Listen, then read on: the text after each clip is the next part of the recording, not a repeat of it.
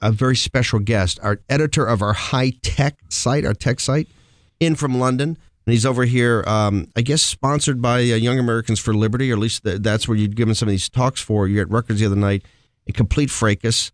Milo Yiannopoulos. Milo, what is it about? It looked like 1,000 kids lined up beforehand to get in to even hear you speak. But then when the thing started, it was a complete fracas. You had people pouring blood on themselves. They were screaming. It was a combination of Black Lives Matter, the Occupy crowd. I don't even know who it was. It was anarchists. It was you were having microaggressions. What? How can in a major university you cannot go and have a speech without some sort of performance art taking place before you speak? We've arrived at a situation where merely calling for academic freedom and free intellectual inquiry and the open exchange of ideas is characterized by the progressive left as hateful, as characterized by the progressive left as bigoted and reactionary, as sexist, misogynistic, homophobic, you name it. So I was giving a lecture on political correctness, on freedom of speech, on why it's a good idea for American universities to remember their function. Their function, of course, being to introduce students to new ideas, to challenge them, to extend their horizons, to present new people and new ways of thinking about the world. Do millennials want to do that? I mean, 50% of millennials now think socialism is cool. You've seen this stuff that happened at Yale, all this. I mean, where do you think the millennial generation, are they thirsting for this? I mean, it looked like a cold, rainy night, and there were 1,000 kids lined up before you to let in. Are kids thirsting for this, or did they just want to go play their video games and be told be sheep and led around? Well, everything I do is vastly oversubscribed these days, but this was particularly so. I think partly because Rutgers has such a large progressive contingent on campus. The problem, I think, with the millennial generation is they live too far away from any genuine trauma to be conscious of what real hardship or real bigotry looks like. They're too far away from the Second World War to understand anti-Semitism. Right. They're too far away, even in many cases, from 9/11 because they were too young to really remember it properly to understand the consequences of Islamism. Certainly, they seem or the frontier existence, whether British frontier or the Empire or in the United States, where you're having loved ones lost when you're a small child. Half of your siblings are lost. You understand tragedy and all that at a very early age. And even in the 90s, when I was growing up, we had Marilyn Manson, we had Kurt Cobain. We at least understood something about pain and grief through the music we listened to. But if you look at the sort of sugar pop that's been sort of dominating the charts for the last 10 years, it becomes quite clear that the millennials are sort of the first completely middle class generation. The first generation. What do you mean by that? Well, it's the first generation that's never really known hardship and doesn't know how to revolt. Doesn't have that natural tendency to say, as a 60 generation ever, at least revolt and then come back to conservatism later. Exactly. And this is precisely what's happening. And this is why it's so important for us to keep the flame of free speech alive in universities, because what's happening with this millennial generation is they're graduating from university, but they're not snapping out of their university politics. And so they're going in, they're working at places like BuzzFeed and Gawker and Vox and Mike, and they continue to have the same batty, balmy student union politics that they did when they were 20.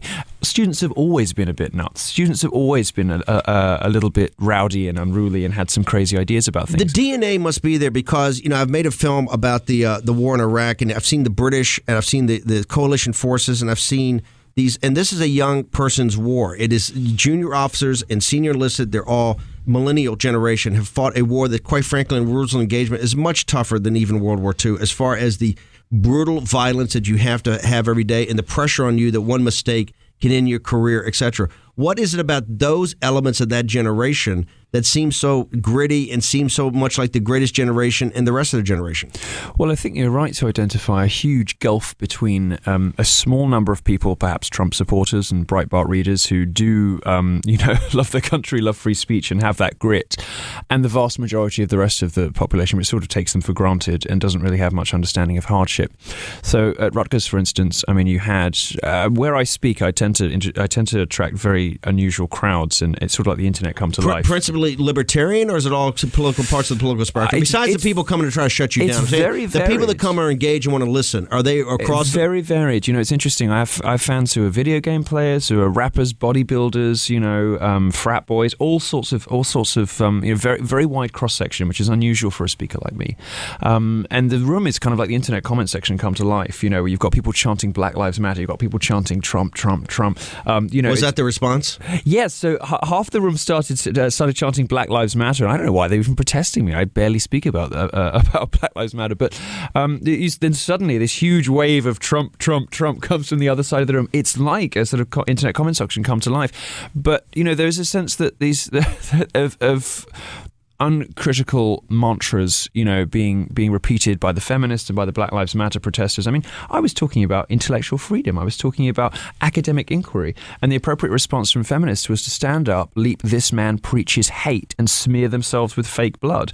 I mean, this is an extraordinarily theatrical response. I mean, sure, as a gay man, I appreciate the melodrama of it, but it's an extraordinarily theatrical and extreme response to a very modest suggestion. But what do they take in what you say that is? Because I notice when every time you write one of your commentaries, it gets 10,000 comments. It goes even broader than the Breitbart audience all over. But one of the things I read the comments, the people come in, a significant portion that are not your fans come in, and the first thing you say, this is hate speech, he's a hater, he ought to be shut down. I read the stuff, and I'm pretty open-minded. I said, I don't really see where the hate, I've gone to enough sites where I see raw hate. Right, I know what it looks like. I know what it looks like, and I don't see yours is sharp, pointed. Take no prisoners, ask for no quarter, and give none. But it's very Andrew Breitbartian, which was not hate. What is it that they're seeing, or is their frame of reference just so different?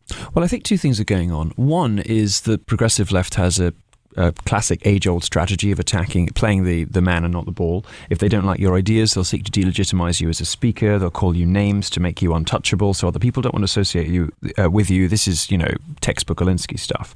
But secondly, I fight for, I write about and advocate, for equality and for fairness, for meritocratic approaches to education, and that's not what the progressive left believes anymore. They don't believe in the equality of the sexes. They believe in sort of female chauvinism. They don't believe in equality of races. They believe in sort of divisive racial politics that that give black people, their own segregated dorms on campus. They don't really, which we're seeing now, which is shocking. Sure, I mean, they don't really believe in. I mean, meritocracy in many corners of the progressive internet is a dirty word because they believe that meritocracy has built in within it this sort of mysterious patriarchal force of bias that keeps women and ethnic minorities down.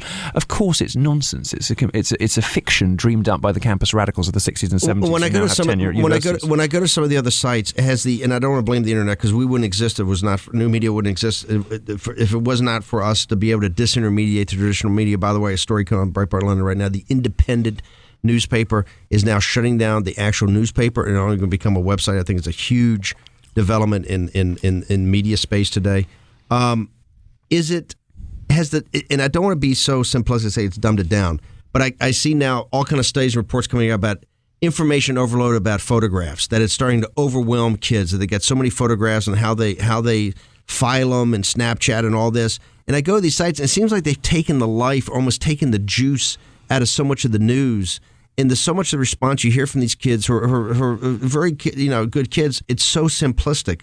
Do you think to the degree that a lot of these left-wing sites have just tried to dumb this thing down so much? I think it's a slightly more subtle problem than that, and a worse problem than that. And it's, as I said earlier, that the students of 10 years ago never snapped out of their student politics, and everybody in the progressive media and even the mainstream media, really, they all believe the same things. They all buy into these conspiracy theories about patriarchy and the straight white male and all this kind of stuff. Really hateful, bigoted, nasty, vicious, spiteful stuff that's fueled by pseudo-academic conspiracy theory.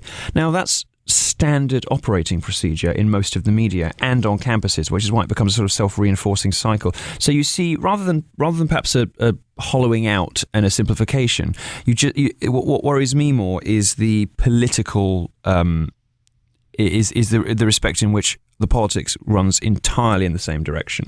There is very little diversity of opinion in the media today, and it's quite difficult to find it. And even with all these different sites. Yes, because the sites that get funded, the sites that are big, the sites that have the clout, all of these new media businesses, with the noble and notable exception of our own, all cleave to this very bizarre sort of new progressive identity politics. And you even see it, sad to say, pop up in some old conservative publications too, where you get the sense that some conservative writers are sort of looking to the left for approval.